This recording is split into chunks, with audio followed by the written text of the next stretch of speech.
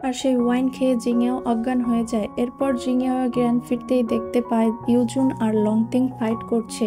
ইউজুন অনেক পাওয়ারফুল হওয়ার কারণে লংতিং তার সাথে কিছুতেই পেরে উঠছিল না। সেই ডান্সিং লোটাস পিলের প্রভাবে জিংয়াও এর মধ্যে ইমর্টাল সুপ্রিম পাওয়ার জেগে ওঠে। জিংয়াও তখন তার পাওয়ার ব্যবহার করে লংতিং ও ইউজুনকে আঘাত করে। ইউজুন বুঝতে পারে যাকে সে এত বছর ধরে খুঁজছিল সেই হলো জিংয়াও।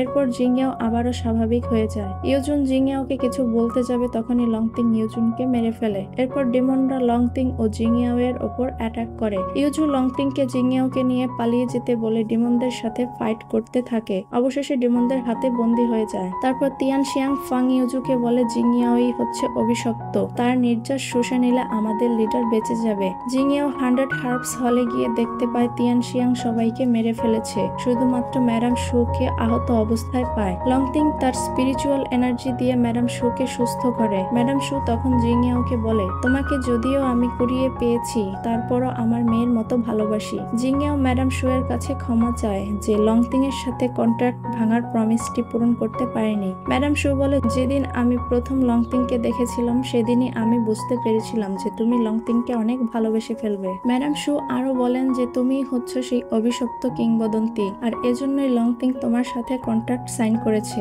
এরপর জিংয়াও লংতিংকে এই কথা জিজ্ঞেস করলে লংতিং স্বীকার করে নেয়। এতে জিংয়াও অনেক কষ্ট পায়। লংতিং আর কিছু বলতে যাবে তখনই জিংয়াও লংতিংকে কন্ট্রাক্টটি ভেঙে ফেলতে বলে। লংতিং কন্ট্রাক্টটি ভেঙে ফেলে, এর সাথে স্বর্গীয় ফুলটিও বিনষ্ট হয়ে যায়। তারপর তিয়ান শিয়াং জিংয়াওকে তুলে নিয়ে যায়। লংতিং জেল থেকে জিংয়াও ও ফাং ইউজুকে মুক্ত করে। তিয়ান শিয়াং ডিমন লিডারের কাছে গিয়ে ক্ষমা চায় ব্যর্থ হওয়ার জন্য, কিন্তু ডিমন লিডার তার সমস্ত অধীনস্থ ডিমনদের নির্যাস শুষে নেয়। এরপর সেখানে লংতিং আসে, আর এবার আমাদের ডিমন লিডারের ফেস রিভিল করা হয়। অনেক বছর আগে ডিমন লিডার মানে ইনহুয়া আর লংতিং একসাথে যুদ্ধ করছিল। সেই যুদ্ধে ইনহুয়া মারা যায়, কিন্তু একজন সন্ন্যাসী ইনহুয়ার সোল সংগ্রহ করে একটি স্পিরিচুয়াল ছাতায় সংরক্ষণ করে। ইনহুয়া আরো বলে, তুমি জিংয়াও এর কাছে এসেছো যাতে তার নির্যাস দিয়ে আমাকে জীবিত করতে পারো। এতে লংতিং জিংয়াওকে বাঁচানোর জন্য বলে সে অভিশপ্ত নয়। তার উত্তরে ইনহুয়া বলে জিংয়াও একজন বহিষ্কৃত ইমর্টাল সুপ্রিম, তাই তার ভাগ্য একজন অভিশপ্ত কিংবদন্তির মতোই। একথা ফাং ইউজু শুনে নেয়। এতে ফাং ইউজু আর লংতিং এর মধ্যে ফাইট হয়। এক পর্যায়ে ইনহুয়া জিংয়াও সেজে ফাং ইউজুর পেটে ছুরি ঢুকিয়ে দেয়, তারপর তাকে ধাক্কা দিয়ে লেকে ফেলে দেয়। ইনহুয়ার কথা মতো লংতিং জিংয়াও এর কাছে এসে জিংয়াওকে জড়িয়ে ধরে